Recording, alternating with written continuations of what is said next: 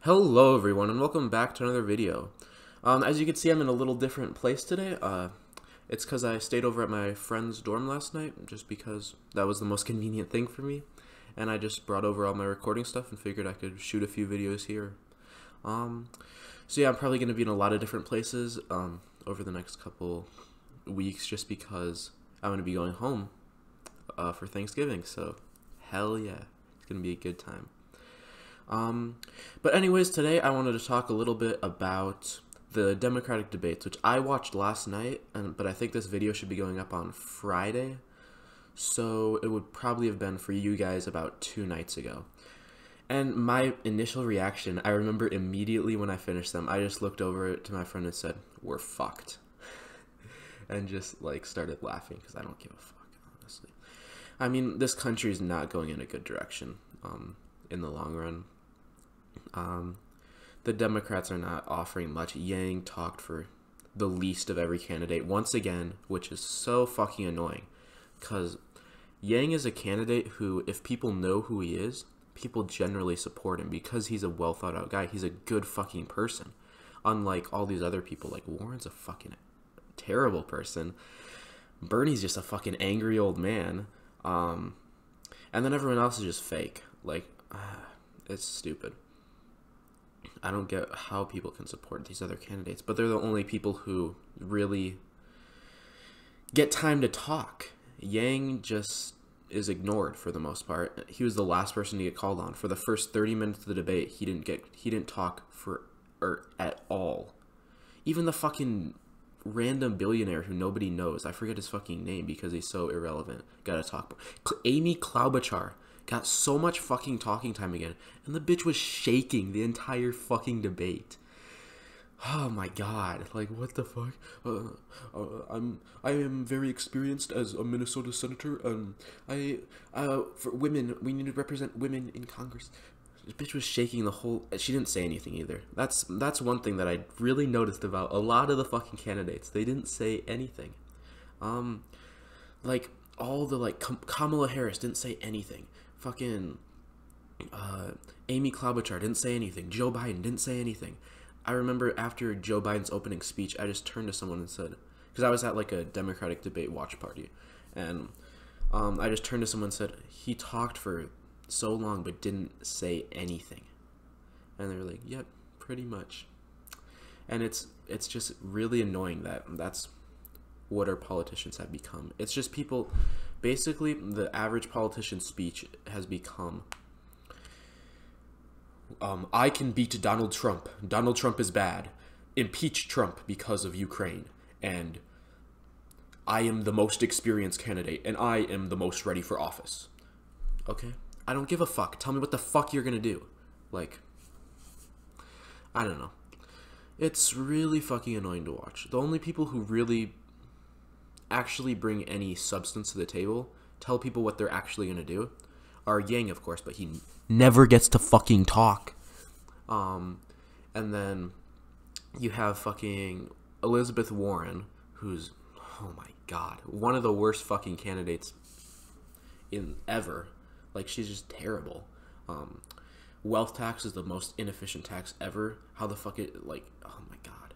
How the fuck is she gonna pay for all the shit that she wants to pay for with just that? But that's not even the biggest problem. She just wants control over people's lives. That's the biggest problem.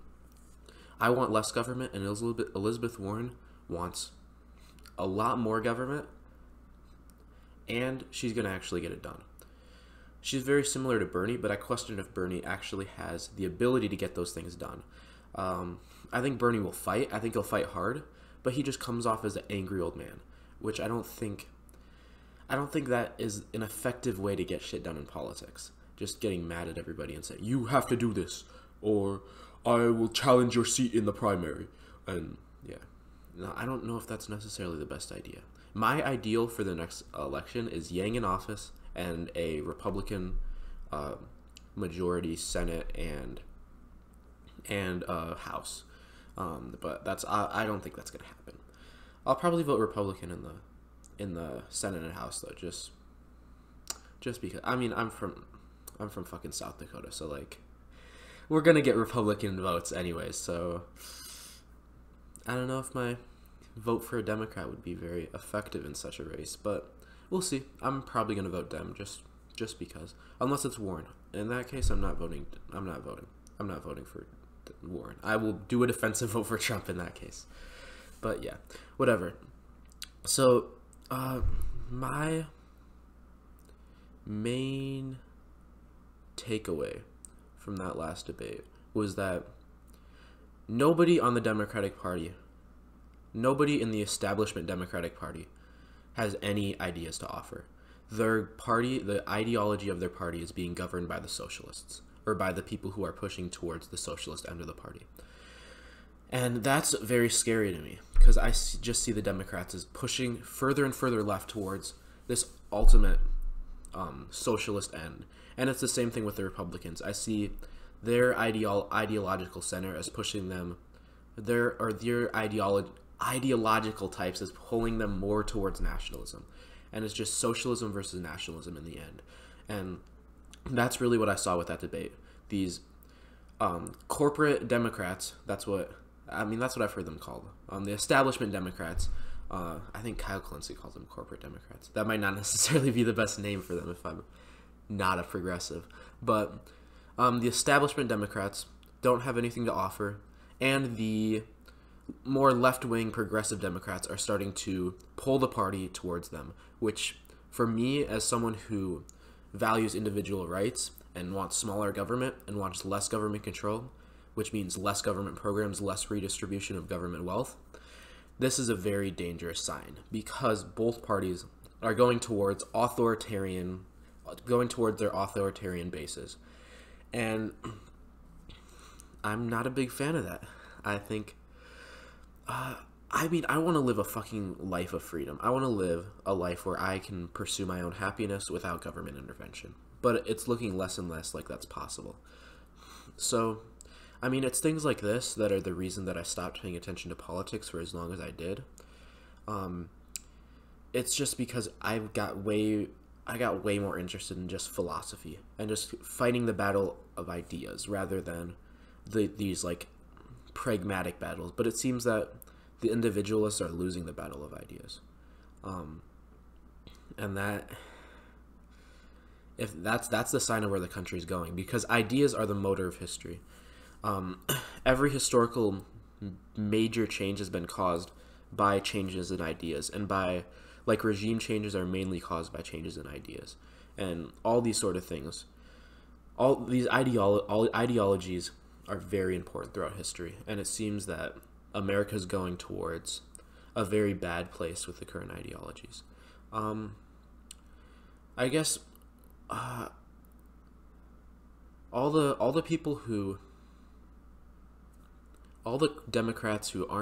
establishment Democrats who aren't trying to preserve individualism are nothings. They're nothings. They're just centrists who aren't gonna do anything.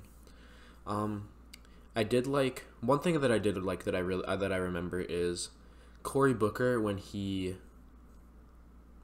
what was it? When he attacked Cory Booker actually had a good debate from my perspective. There were two moments that I really liked that he had. He had the part where he attacked Elizabeth Warren's wealth tax by saying it's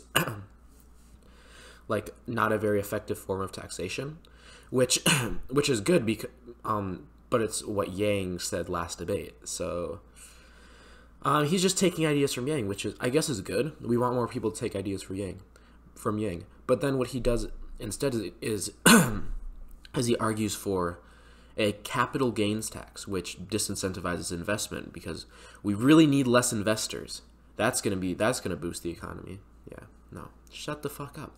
Don't. Okay, I did like that he attacked the wealth tax. I think we need to get that idea off the table. I think that's a terrible idea. It generally fails. Very difficult to allocate, and I don't think people should be punished for being wealthy. I think people have the right to own their own money. But that's not a very popular position for some fucking reason.